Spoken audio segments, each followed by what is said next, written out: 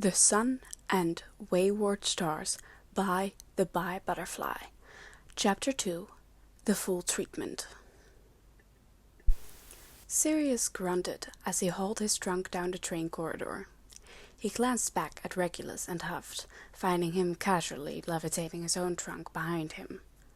Bemused by his brother's insistence on doing things the most difficult way possible, Regulus' lips twitched as he fought back a smile. When they reached a compartment near the back, Sirius shoved it open and kicked his trunk through the doorway.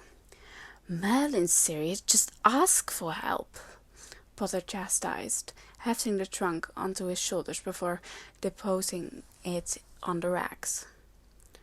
"Unnecessary with you around," Sirius teased, patting Potter's cheek. Regulus rolled his eyes at the sentiment. He stepped in behind him, gracefully guiding his own trunk up to the racks with his wand.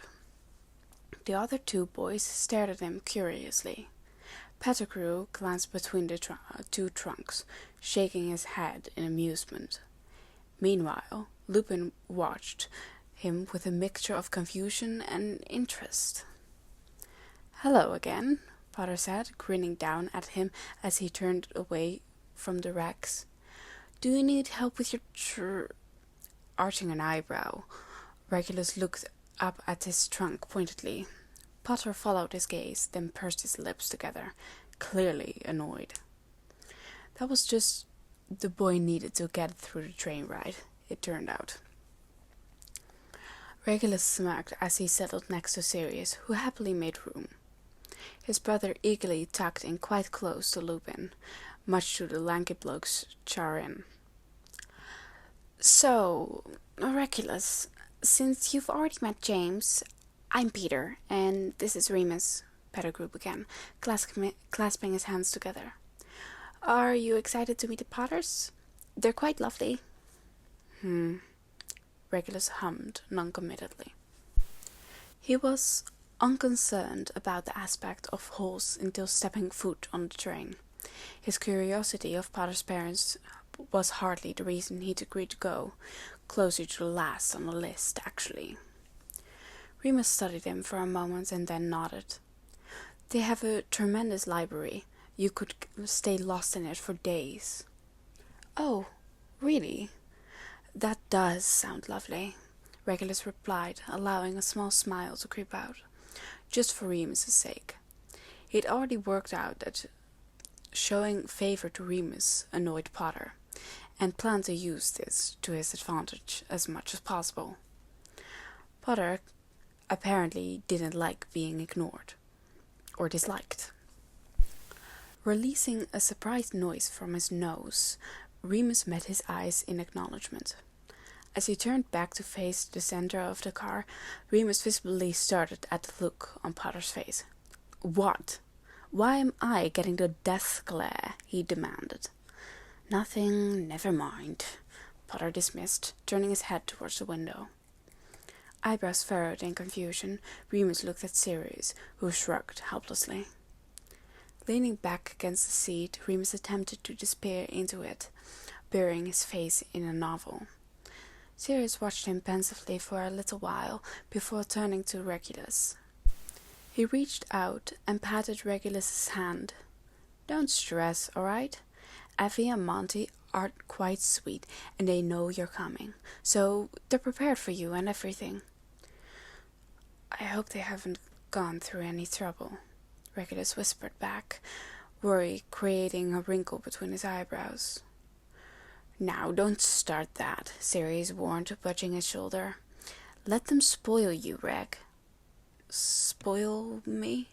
Regulus repeated, staring at his brother in utter confusion. "I don't understand."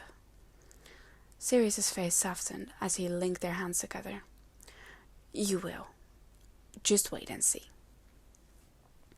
When the train pulled into London Station, Potter eagerly jumped to his feet and reached up for Regulus's trunk. He quickly lowered it to the ground with a satisfied grin. "There you go." "That was unnecessary," Regulus replied, shaking his head as he cast a levitation charm. Thank you, James, Sirius stressed, accepting his own trunk from the brawny bloke.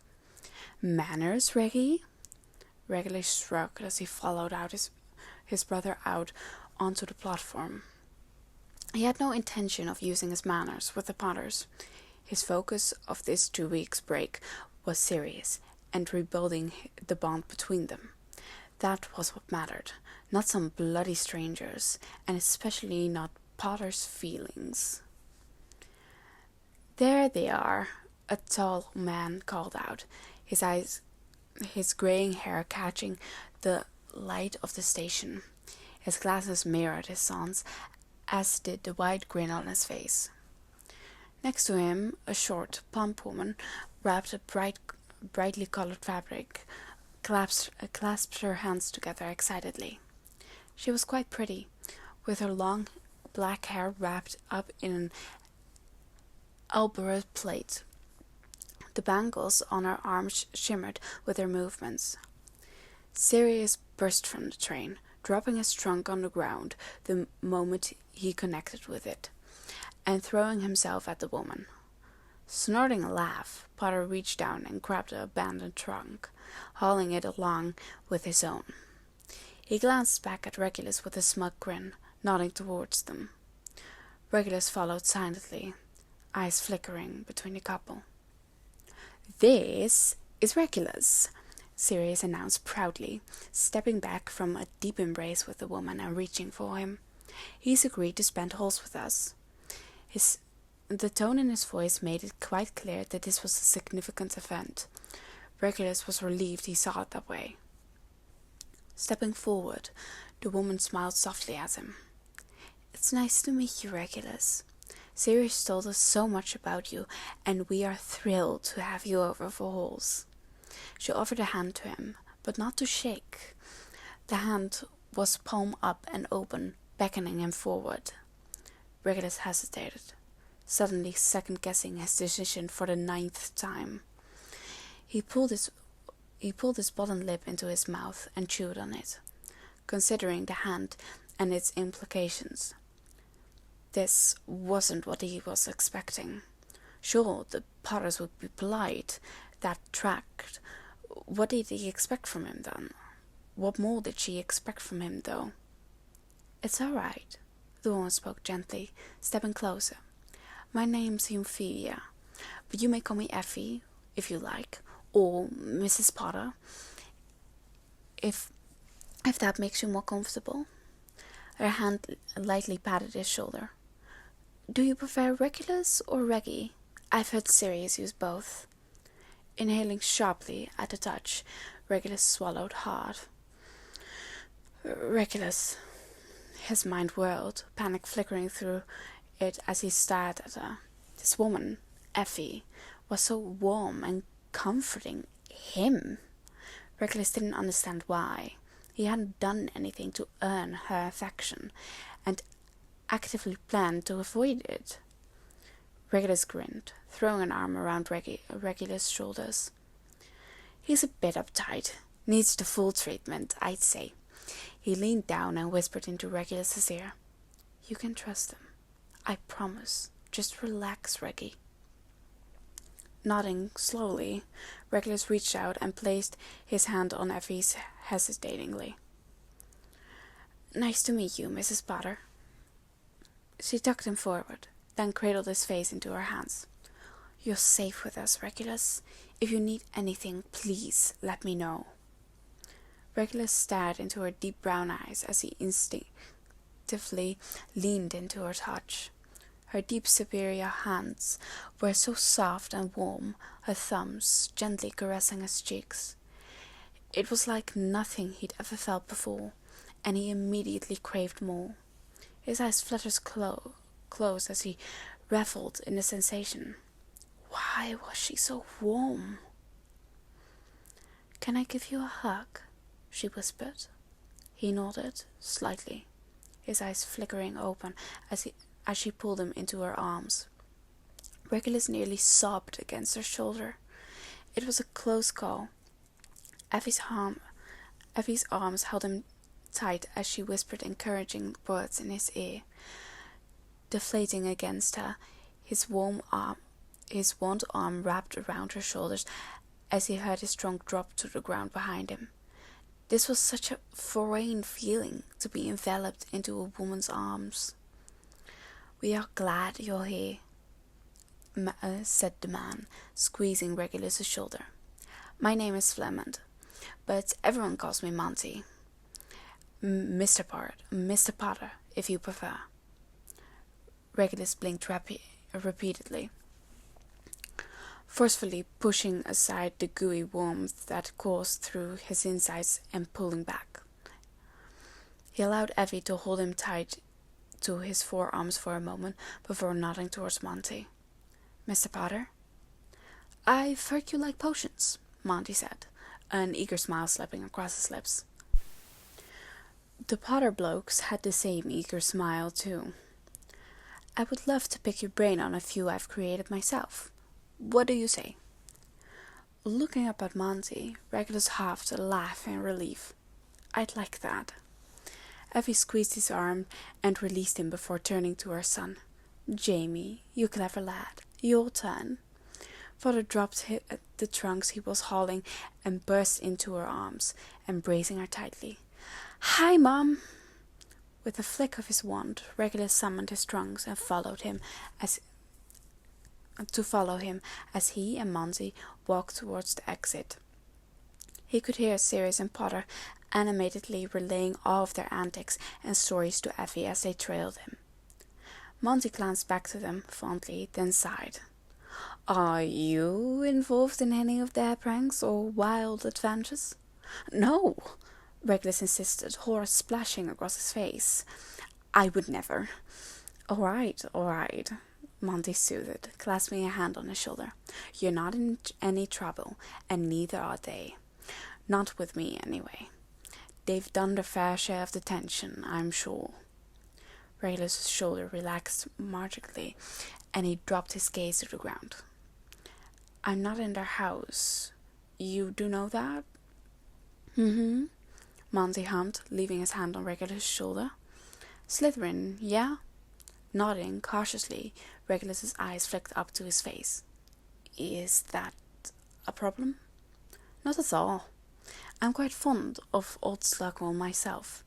Have a few close friends that were Slytherin at Hogwarts too. No need to worry." "Really?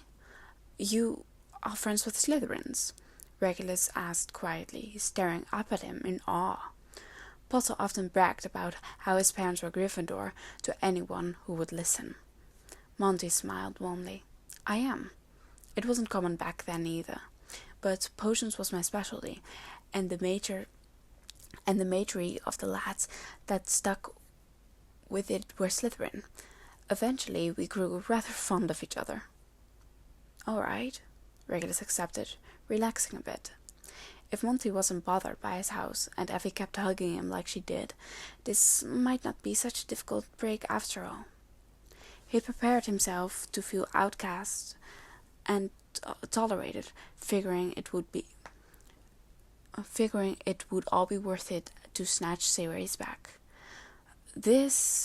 He wasn't prepared for this at all, and felt a bit uneasy about it. He wasn't entirely convinced these two were real, but Regulus was also reluctant to question it.